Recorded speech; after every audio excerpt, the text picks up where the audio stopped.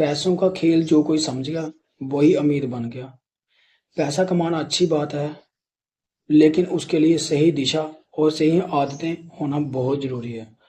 आज मैं आपको जो बातें बताने जा रहा हूँ, ये पैसे कमाने के तरीके नहीं हैं, लेकिन ये आपका पैसा बचाने, आपको बेकार के खर्चे से बचने के लिए और धीरे-धीरे आर्थिक रूप से मजबूत करने में मदद करते हैं।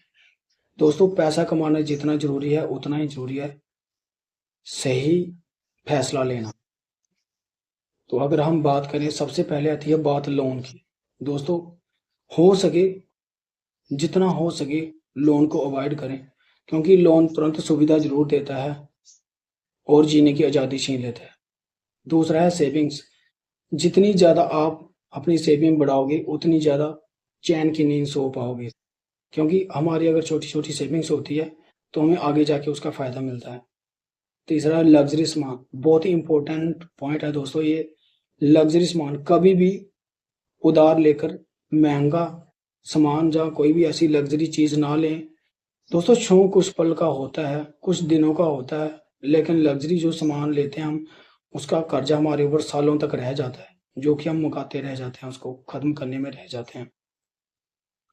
और बात करें म्यूचुअल फंड की, दोस्तों म्यूचुअल फंड के अंदर आप बिल्कुल सोच समझ के इन्वेस्टमेंट करें, सही सलाह लेके इन्वेस्टमेंट करें, क्योंकि म्यूचुअल फंड के अंदर आइडिया हमारा होता है, पैसा हमारा होता है और रिस्क भी हमारा ही होता है।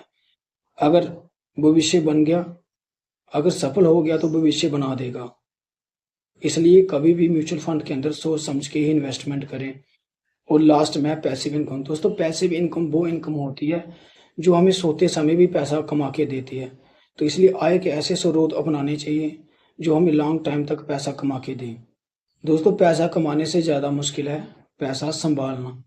जो ये खेल समझ गया वही भविष्य में आर्थिक आज़ादी पा सकता है। ऐसी ही जानकारी के लिए मुझे फॉलो ज़रूर करें।